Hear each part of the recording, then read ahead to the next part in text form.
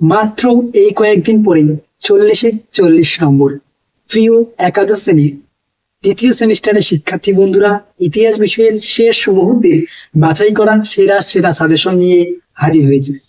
Second সেমিস্টারে কিভাবে তুমি ভালো রেজাল্ট করবে ইতিহাসের, তোমাদের যে 3টি ইউনিট রয়েছে এই 3টি ইউনিটকে তুমি কিভাবে পড়বে, 3 মার্কের জন্য, 4 মার্কের জন্য এবং 8 মার্কের জন্য কোনগুলিকে ভীষণ গুরুত্ব দিয়ে পড়বে, থাকছে একাধিক টিপস ও ট্রিক্স। ওকে, তো ভিডিওটি প্রথম থেকে শেষ পর্যন্ত দেখতে থাকো। ভিডিওটি ভালো লাগলে একটা লাইক করে দিও, বন্ধুদের মাঝে শেয়ার করো, আর চ্যানেলে নতুন হয়ে থাকলে সাবস্ক্রাইব করে দিও। দেখো শিক্ষার্থী বন্ধুরা, আজকের এই স্পেশাল ভিডিওটিতে আমরা ইতিহাস বিষয়ের সম্পূর্ণ সাজেশন নিয়ে এসেছি এবং 40-এ 40 নম্বর তুমি পাবেই পাবে। তো চলো শিক্ষার্থী বন্ধুরা, দেরি না করে সরাসরি চলে যাচ্ছি আজকের চূড়ান্ত গুরুত্বপূর্ণ ভিডিওটির দিকে। তো সরাসরি আমরা দেখে নিচ্ছি ক্লাস 11 সেকেন্ড সেমিস্টার ইতিহাস বিষয়ের সেরা সেরা সাজেশন। কত রকম ভাবে প্রশ্ন ঘুরিয়ে আসতে পারে, একেবারে তোমার কাছে জলের মতো পরিষ্কার হয়ে যাবে। দেখো, প্রথমত হচ্ছে তোমাদের ইউনিট 4 অর্থাৎ সেকেন্ড সেমিস্টারের প্রথম অধ্যায় ইউনিট 4। এই অধ্যায় থেকে তুমি কোনগুলি প্র্যাকটিস করবে 3 মার্কের জন্য অর্থাৎ 3 নম্বরের জন্য। নাম্বার 1, কৌটিল্য কে ছিলেন, তোমাকে ঘুরিয়ে বলতে পারে। কাকে কেন ভারতের ম্যাকিয়াভেলি বলা হয়। নেক্সট, টিকা লেখো অর্থশাস্ত্র অথবা অর্থশাস্ত্রের বিষয়বস্তু কি, একই উত্তর। অর্থশাস্ত্রে রাজার কোন কোন গুণাবলীর কথা বলা হয়েছে, একই উত্তর। তুমি এমনভাবে উত্তরটি তৈরি করবে যাতে একটা উত্তরের মধ্য দিয়ে সম্পূর্ণ উত্তর হয়ে যায়। আমরা ইতিমধ্যে একাধিক উত্তর তোমাদের সামনে আপলোড করেছি, না দেখে থাকলে অবশ্যই আমাদের প্লেলিস্টে গিয়ে অথবা ডেসক্রিপশন বক্সের লিঙ্কে ক্লিক করে দেখে নিতে পারো। দেখো শিক্ষার্থী বন্ধুরা, ইতিহাস বিষয়ের আমরা একাধিক ক্লাস প্রোভাইড করেছি। আশা করা যায় ওই ক্লাসগুলো যদি তুমি কমপ্লিট করো, তোমার কাছে আর টেক্সট বই না পড়লেও চলবে, একেবারে তুমি ফুল মার্কস করে আসতে পারবে। দেখো নেক্সট কোশ্চেন, সপ্তাঙ্গ তত্ত্ব কি বা মণ্ডল তত্ত্ব বলতে কি বোঝো, কণ্টক শোধন কি, ধর্মাশ্রয়ী রাষ্ট্র বলতে কি বোঝো, অথবা ধর্মাশ্রয়ী রাষ্ট্রের বৈশিষ্ট্যগুলি কি ছিল। দেখো কোশ্চেন ঘুরিয়ে আসলেও আমরা কিন্তু সেগুলো তোমাদের সামনে উল্লেখ করে বলছি। নেক্সট কোশ্চেন দেখো, ফতোয়া-ই জাহাঙ্গীর গ্রন্থের বিষয়বস্তু কি ছিল, অথবা জিয়াউদ্দিন বারুনির ইতিহাস দর্শনের বৈশিষ্ট্যগুলি কি ছিল। দেখো জিয়াউদ্দিন বারুনি কোন গ্রন্থ লিখেছেন, মনে রাখবে জিয়াউদ্দিন বারুনি লিখেছেন ফতোয়া-ই জাহাঙ্গীর, সুতরাং ওই গ্রন্থের যে বিষয়বস্তু সেটিই তো তার দর্শন বৈশিষ্ট্য। ক্লিয়ার। নেক্সট, আশা করি তোমরা সকলেই জানো তোমাদের 3টি সিস্টেম রয়েছে। একটি হলো মনশব্দারি ব্যবস্থা ভারতে, দ্বিতীয় হচ্ছে ম্যান্ডারিন ব্যবস্থা যেটি চীনে, 3 হচ্ছে স্যাট্রাপ ব্যবস্থা যেটি পারস্যে। ক্লিয়ার। তাহলে এই 3টি ব্যবস্থা বলতে কি বোঝো, এই 3টি ব্যবস্থার সম্বন্ধে তুমি জেনে রাখবে। আমরা কিন্তু ইতিমধ্যে এর উপর ক্লাসও প্রোভাইড করেছি, উত্তর সহ কিন্তু নোটও প্রোভাইড করেছি। নেক্সট কোশ্চেন দেখো, টিউডার বিপ্লব কি অথবা কণ্টক শোধন কি, এটা যদি রিপিট হয়েছে কণ্টক শোধনটি। নেক্সট, কাকে কেন আধুনিক রাষ্ট্রচিন্তার জনক বলা হয়, একটি ভিভিআই প্রশ্ন।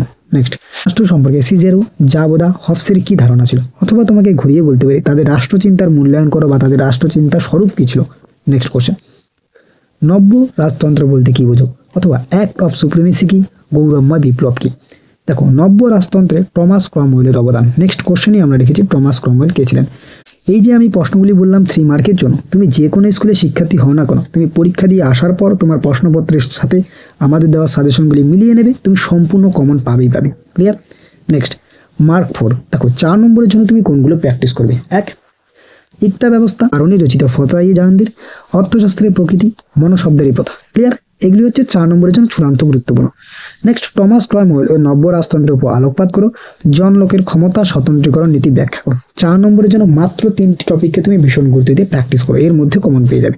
ওকে, এরপরে আমরা দেখে নিচ্ছি। দেখো 8 মার্কের জন্য, এখানে 8 মার্ক হবে। 8 মার্কের জন্য দিল্লি সুলতানি রাষ্ট্রের প্রকৃতি আলোচনা করো, ইকতা প্রথা কি, এই প্রথার উদ্ভব ও তার বৈশিষ্ট্য আলোচনা করো। বরুণীর ফতোয়া ও জাহাঙ্গীর গ্রন্থে রাজতন্ত্র হবে, রাজতন্ত্র ও রাষ্ট্রনীতি সম্পর্কে ধারণা কি ছিল। নেক্সট, টমাস হবসের রাষ্ট্রদর্শন আলোচনা করো 4, প্লাস জন লোকের রাষ্ট্রচিন্তা, দুটি বৈচিত্র্যগুলি লেখো, অর্থাৎ 4। তাহলে 4 4 8 মার্ক। ক্লিয়ার। আর সব শেষে থাকছে 2টি প্রশ্ন, মনশব্দারি ব্যবস্থা সম্পর্কে একটি নিবন্ধ লেখো, অথবা চীনে ম্যান্ডারিনদের কার্যবলী গুরুত্ব আলোচনা করো। তাহলে 8 মার্কের জন্য আমি যে মাত্র 5টি কোশ্চেন বললাম, এই 5টি কোশ্চেন তুমি প্র্যাকটিস করো, এর মধ্যে নিশ্চিত তুমি থাকতে পারো কমন পেয়ে যাবে। ক্লিয়ার। এরপরে তোমাদের পরবর্তী যে ইউনিট থাকছে ইউনিট 5, ইউনিট 5-এ 3 মার্কের জন্য তুমি কোনগুলি প্র্যাকটিস করবে। দেখো 3 মার্কের জন্য সবার উপরে ক্রুসেড কি, ক্রুসেডের ফলে রাজনৈতিক ক্ষেত্রে কি পরিবর্তন আসে, অথবা ক্রুসেড যুদ্ধের কারণ কি। ক্লিয়ার। তাহলে ক্রুসেড থেকে এই প্রশ্নগুলি প্র্যাকটিস করবে। যেই প্রশ্নগুলি আমি 3 মার্কের জন্য বলছি সেই প্রশ্নগুলি তোমাদের পরীক্ষায় 4 মার্ক আকারেও আসতে পারে, কারণ 3 মার্ক এবং 4 মার্কের মধ্যে খুব একটি ডিফারেন্স নেই, উত্তর প্রায় একই রকম হবে। নেক্সট, রেনেসাঁস বা নবজাগরণ বলতে কি বোঝো, মানবতাবাদ কি, জ্যাসুইট সংঘ কি, প্রতিবাদ বা প্রতি ধর্ম সংস্কার আন্দোলন কি। এখানে প্রতিবাদী ধর্ম সংস্কার আন্দোলন বলতেও বোঝানো হয়েছে। ভক্তিবাদ কি? ইতিহাস চর্চার ক্ষেত্রে নবজাগরণের ফল কি হয়েছিল, অথবা ইতালি, জার্মানি, ইংল্যান্ডে নবজাগরণের প্রভাব লেখো। ক্লিয়ার? নেক্সট, ইনকুইজিশন কি? তাওবাদ কি? তাওবাদে ইয়ং ও ইন বলতে কি বোঝো? সুফিবাদ নামটি তাৎপর্য আলোচনা করো। কনফুসীয় মতবাদের প্রাসঙ্গিক উপাদানগুলি আর সংক্ষেপে আলোচনা করো। কনফুসীয় নৈতিক আদর্শে 5টি লি কি? ইতিমধ্যে আমরা ক্লাস প্রোভাইড করেছি, আশা করি যারা দেখেছো তাদের কাছে এগুলো জল ভাত একেবারে। কনফুসিয়াস মতাদর্শে 4টি চু বা দর্শন বাণী বলতে কি বোঝায়? নেক্সট, শিন্তো ধর্মের নামকরণ সম্পর্কে আলোচনা করো। ধর্ম সংস্কার আন্দোলনের ক্ষেত্রে জন ওয়াই ক্লিফের ভূমিকা সংক্ষেপে আলোচনা করো। দেখো, এই অধ্যায়টি যেহেতু একটু বড়, তাই অবশ্যই এখান থেকে কয়েকটি কোশ্চেন বেশি পড়তে লাগবে 3 মার্কের জন্য। অথবা কোশ্চেনটি ঘুরিয়ে বলতে পারে, মার্টিন লুথারের 95 থিসিস বলতে কি বোঝো?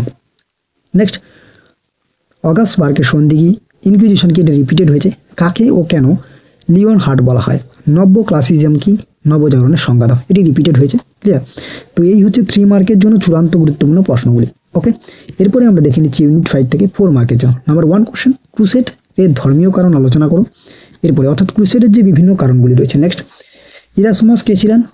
অর্থাৎ বিভিন্ন মনীষীদের অবদান, যেমন লিওনার্দো দা ভিঞ্চির শিল্পকর্ম, টিকা লেখো মিকেলাঞ্জেলো। তাহলে এদের অবদানগুলি তুমি পড়ে রাখবে। টিকা লেখো আকারে প্রতিবাদী ধর্ম আন্দোলন, গুরু নানক, ভক্তিবাদী আন্দোলনে শ্রী চৈতন্যদেবের ভূমিকা, আর হচ্ছে Mirabai. Clear?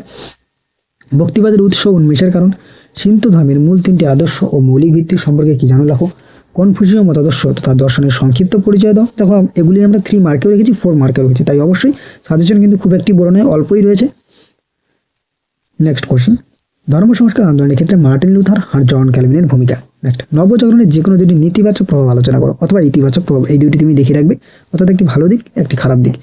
Roman Catholic church বা গির্জার উত্থান কিভাবে ঘটে। এরপরে তোমাদের দেখে নিচ্ছি সর্বশেষ ইউনিট হলো ইউনিট 6। ইউনিট 6 থেকে 3 মার্কের জন্য কোনগুলি পড়বে? সবার উপরে ডাইনিবিদ্যা চূড়ান্ত গুরুত্বপূর্ণ। বেশিরভাগ স্কুলে প্রশ্নে এই প্রশ্নটি তুমি পাবে যে ডাইনিবিদ্যা কি, অথবা ডাইনি হত্যার কারণ কি, ডাইনিবিদ্যার সূচনা কিভাবে ঘটে। ক্লিয়ার? অথবা রোমে ডাইনিবিদ্যার বিকাশ।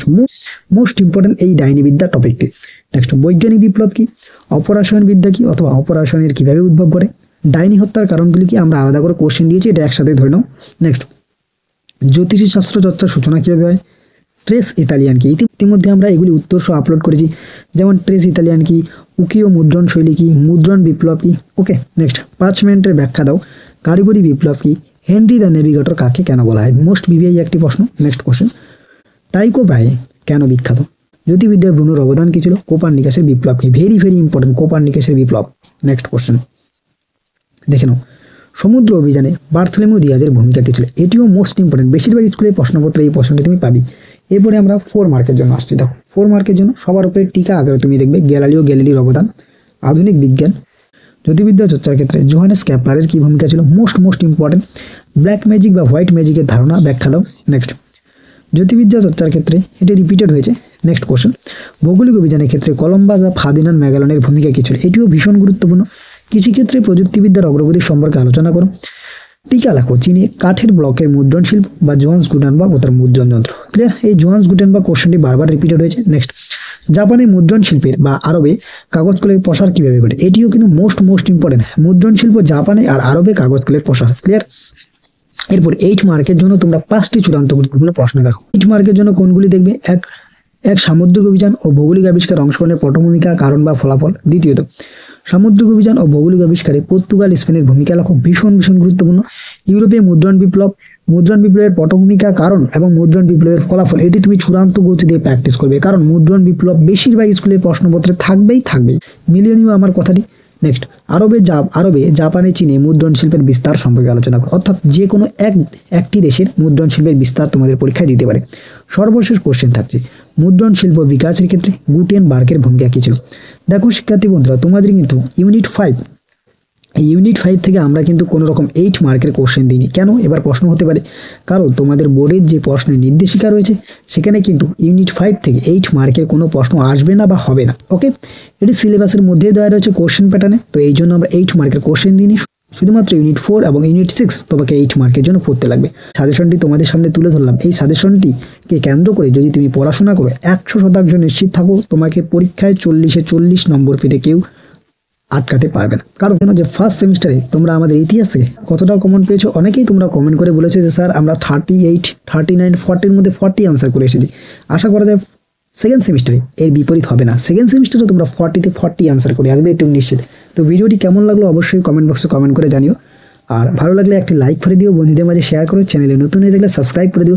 খুব শীঘ্রই আমরা এই যে সাজেশন প্রোভাইড করলাম এর মধ্যে অনেকগুলো উত্তর আপলোড করেছি, যেগুলো করা হয়নি আমরা একেবারে উত্তর সহ তোমাদের সামনে তুলে ধরেছি। ওকে, তো দেখা হচ্ছে অন্য কোনো এক ভিডিওতে। ততক্ষণ পর্যন্ত পড়তে থাকো, জানতে থাকো এবং অবশ্যই আমাদের পাশে থাকো।